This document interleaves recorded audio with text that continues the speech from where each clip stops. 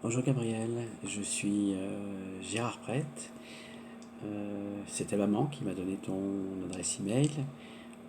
Qui, alors, euh, Ta maman a eu connaissance par une amie à moi qui est aussi ma voisine. J'habite à Saint-Sauveur-en-Rue dans le Pilat. Et Sylvie, donc, je lui ai dit que je souhaitais me remettre à exercer la relaxologie, hein, quelque chose qui aide à se relaxer, et la sophrologie, que j'ai exercé jusqu'en 2018, fin 2018, et à Clermont-Ferrand, et puis depuis, donc j'ai fait autre chose, j'ai cessé.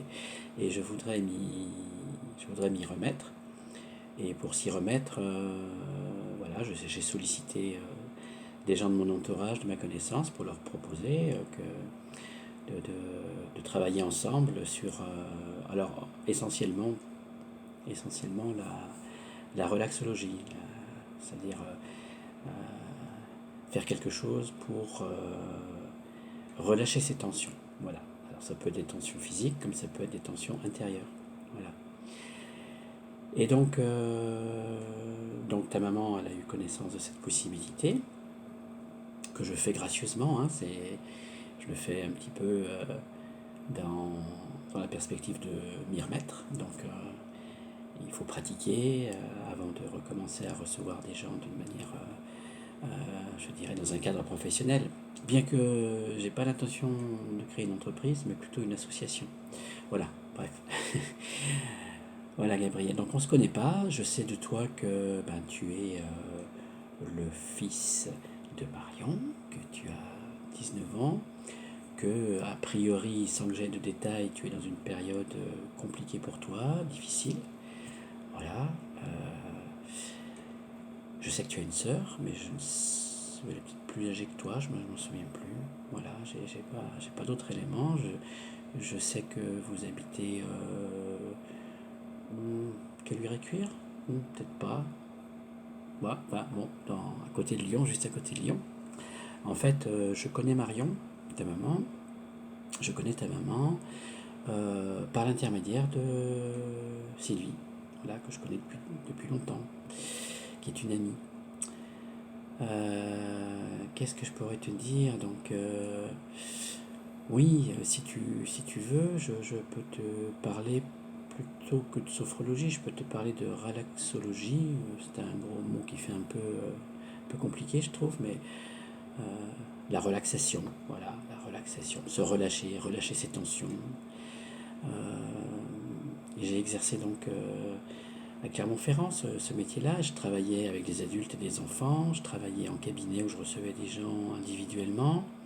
J'ai travaillé aussi pendant plusieurs années avec du collectif, notamment pour deux CHU à Clermont-Ferrand, où je faisais beaucoup de relaxation, parce que le personnel des hôpitaux, beaucoup d'infirmières, étaient dans leur métier très fatigués, quoi, voire épuisés. Donc je faisais la sophrologie dans le cadre de l'hôpital, mais pas avec les malades qui venaient à l'hôpital, avec le personnel soignant. Voilà. J'ai une pratique qui est cool, qui est pas compliquée, j'aime pas les choses compliquées, je suis pas bavard non plus. Là, je suis bavard parce que je suis le seul à te parler, et puis j'aurais préféré t'écouter, mais voilà, pour te mettre le contexte un petit peu de pourquoi je t'envoie cette vidéo, etc. Euh, voilà, donc je parle. Euh, mais voilà,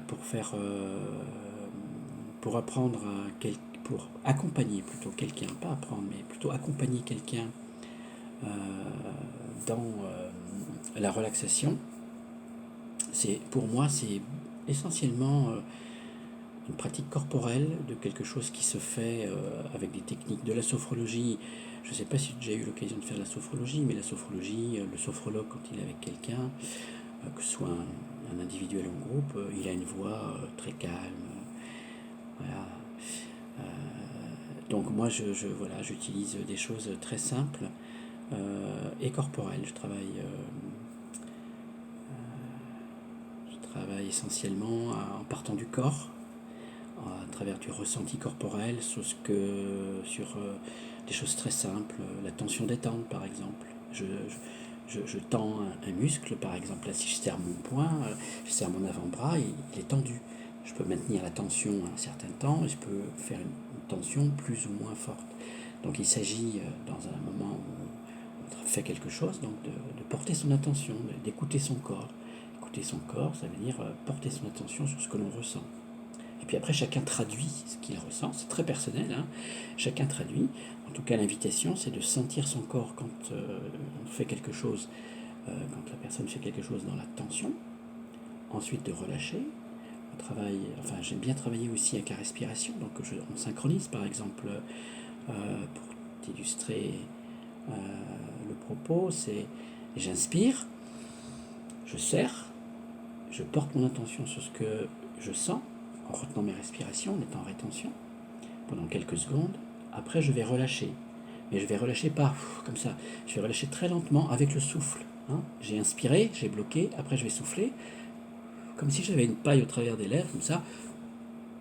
Et tout le temps que dure le souffle, je relâche, je relâche, je relâche, je relâche le segment corporel que je viens de tendre.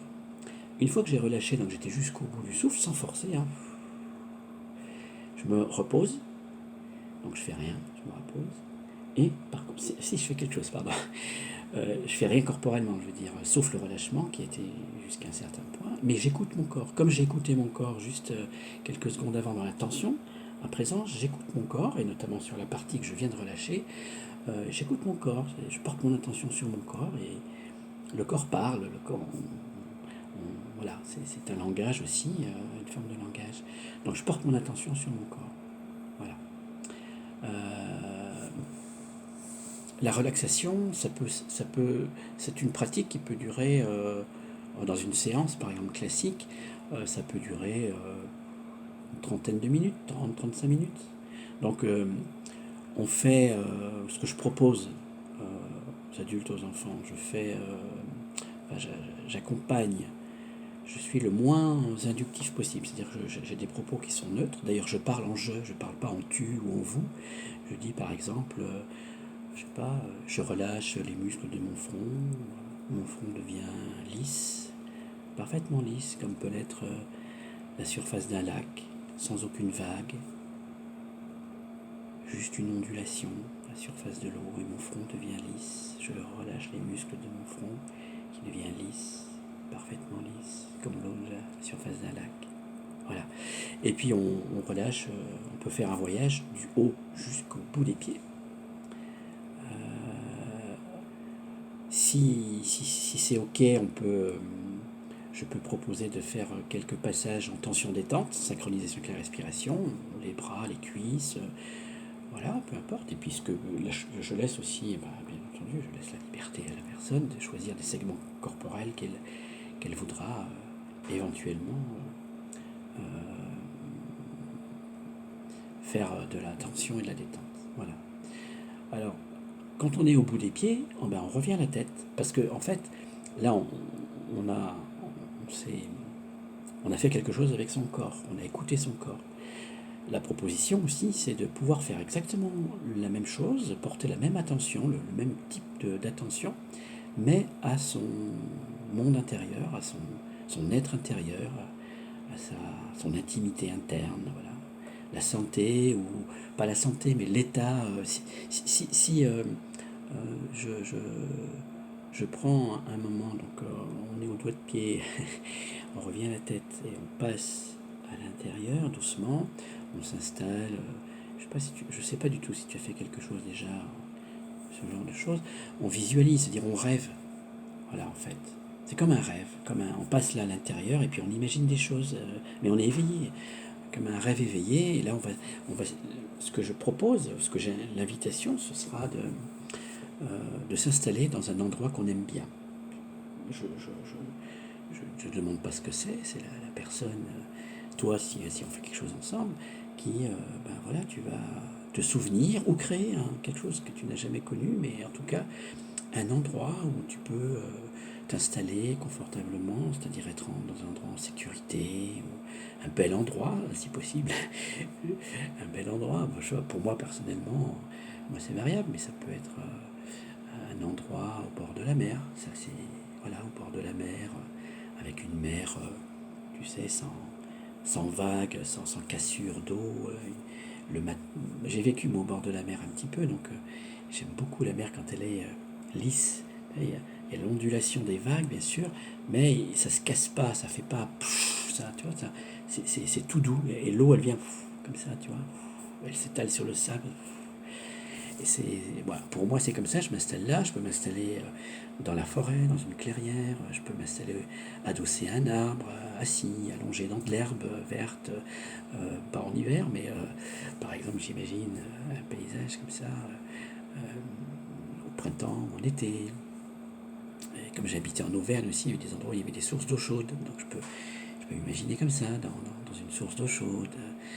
Voilà, peu importe. Et les gens à l'époque où j'exerçais, régulièrement, les gens, quand ils partageaient, hein, ça arrivait souvent que les gens après, ils me racontaient un peu ce qu'ils avaient vécu, moi ça me faisait plaisir.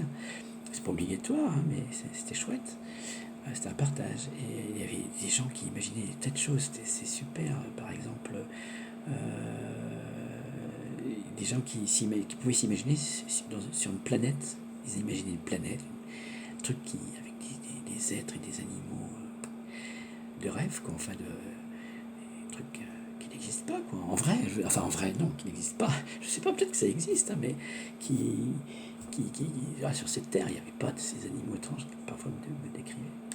En tout cas, c'était toujours, enfin, en tout cas, dans ce cas-là, je me souviens d'une personne, c'était pour elle très agréable. Voilà. Puis sinon, les gens, ben, voilà, chacun en fonction de ses expériences de vécu, il y a des choses qui sont agréables, qui se mettaient dedans. Voilà.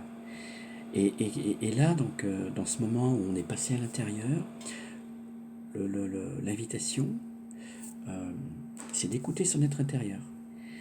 Et là, par contre, on va pas faire de tension détente avec quelque chose de son être intérieur, mais on peut faire quelque chose euh, que moi j'appelle en quelque sorte une sorte de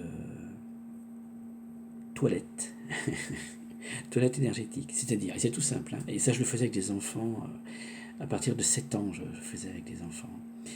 Donc je suis l'enfant, je l'accompagne, si c'est ok, il y a des enfants qui peuvent pas le faire pour X raisons, mais il y en a beaucoup qui peuvent le faire et souvent d'une manière plus authentique que les adultes, parce que les adultes on est un petit peu confrontés à la difficulté du mental, le truc qui est dans la tête là qui rend les choses un petit peu compliquées, plus compliquées qu'un enfant. Voilà, il peut être plus nature, plus voilà. Et donc par exemple avec les enfants et avec les adultes aussi, quand on est dans le monde intérieur comme ça, dans son espace intérieur, eh bien on écoute son ressenti, qu'est-ce qu'on sent dans son espace intérieur, sans jugement, sans être dans une démarche thérapeutique. C'est juste comme j'écoutais mon corps, j'écoute mon être à l'intérieur. Comment il est mon être intérieur? Est-ce que j'ai du stress? C'est-à-dire est-ce que je pense à des choses qui me, tu sais, le stress aussi bien corporel qu'intérieur, que mental, on va dire. Le stress, c'est un serment, c'est quelque chose qui est pas agréable, quoi, qui est fatigant, et puis ça peut même épuiser, quoi, ça dépend. Voilà, alors, voilà, peu importe, j'écoute. La proposition, c'est que si je sens quelque chose qui est pas agréable, normalement, ce qui est pas agréable, on ne veut pas le garder, quoi. Enfin, on espère ne pas le garder. Ou alors la bonne nouvelle, c'est qu'on peut faire maintenant quelque chose pour l'éloigner de soi. Donc on n'est pas dans quelque chose de compliqué, d'une discussion psychologique, tout ça, absolument pas. La personne fait le truc, moi je sais pas ce qu'elle a dans son rêve, je sais pas, dans sa pensée, j'ignore. Pour moi c'est pas, je vais pas demander, hein, voilà, j'accompagne la personne à être dans ce moment-là, mais voilà, je suis pas là en train de discuter avec elle.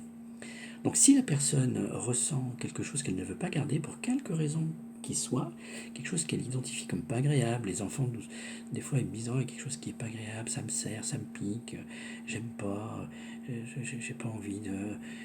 voilà, c'est pas un truc gentil, etc. Bon, bah, j'ai dit, écoute, ok, donc t'as repéré quelque chose qui est pas agréable, qu'est-ce qu'on va faire? On va pas le garder, comment on va essayer de s'en séparer?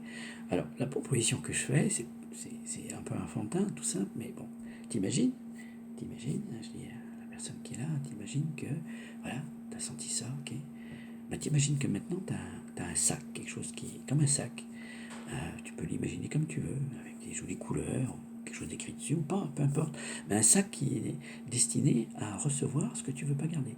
Donc t'imagines, t'es là, dans ton être intérieur, là, puis tu dis, ah, bah, je me suis fait gronder, et puis ça provoque en moi des émotions qui sont pas sympa, ou alors on a dit quelque chose sur moi qui m'a pas plu, on était injuste avec moi, et puis ça me fait du mal, j'ai pas envie, c'est pas juste, etc. Bon, bah, tu prends ça, tu prends ce qui te plaît pas, ce qui te préoccupe, ce qui est pas confortable, un truc, pas moi, des fois, aussi que les enfants, ils s'entendent dire parfois par leurs propres parents, hein, mais t'as qu'un bon à rien, t'arriveras jamais à rien, enfin, qu'est-ce qu'on va faire de toi, enfin, tu vois, des trucs, c'est vachement lourd quand même de dire ça à un enfant. Bon, et les enfants, ils sont, ils sont comme ça, ils sont confrontés à ce genre de choses des fois, hein. Donc, ben voilà, s'il décide l'enfant de... Il reconnaît que ça c'est quelque chose qui est pas sympa pour lui, ben alors voilà, moi j'accompagne, je dis voilà, si tu ressens quelque chose que tu veux pas garder, ben tu imagines que tu le prends, et puis tu le mets dans ce sac. Voilà, une fois qu'il est dans le sac, ben voilà, tu continues à écouter ce qui se passe en toi, ce que tu ressens, n'importe quoi, et chaque fois que tu vois quelque chose que tu veux pas garder, tu ne te poses pas la question, ça c'est pas sympa, ça me fait mal, ça me plaît pas, ben, tu le prends, t'imagines, hein, tu prends ce truc là, qui est quelque part en toi, qui a une existence en toi, ça te fait quelque chose, c'est une action en toi.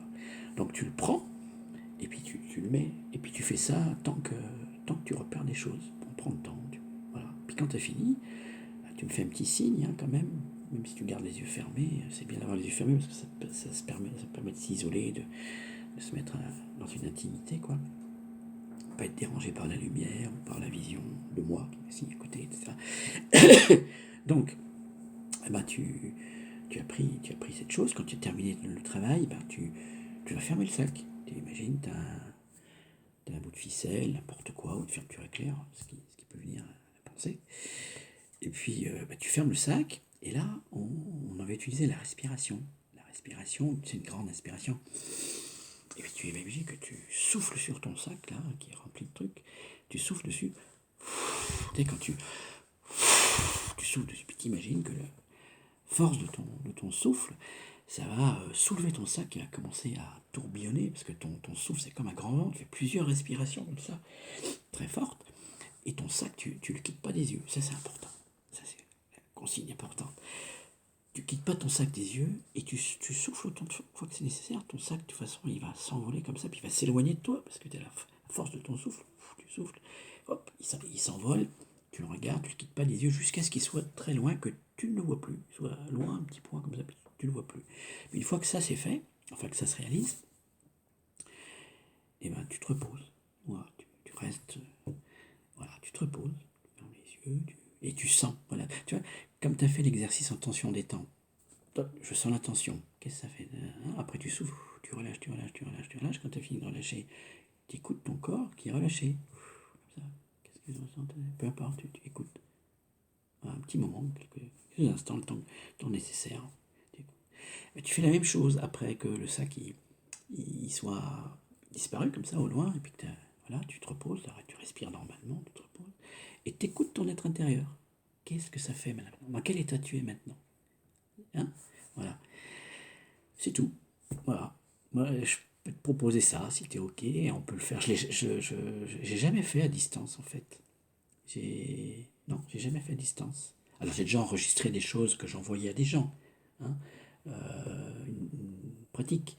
Euh, voilà, comme si la personne était là, elle n'est pas là, j'enregistre, je le renvoie, et puis la personne elle peut reproduire chez elle en étant guidée en quelque sorte. Elle suit la voix quoi. Mais par contre, si on fait quelque chose, si t'es ok, moi je suis ok. Si t'es ok, Eh ben, on peut convenir d'une heure, on fait avec WhatsApp, avec Skype, je sais pas quoi d'autre, moi. On fait une séance comme ça.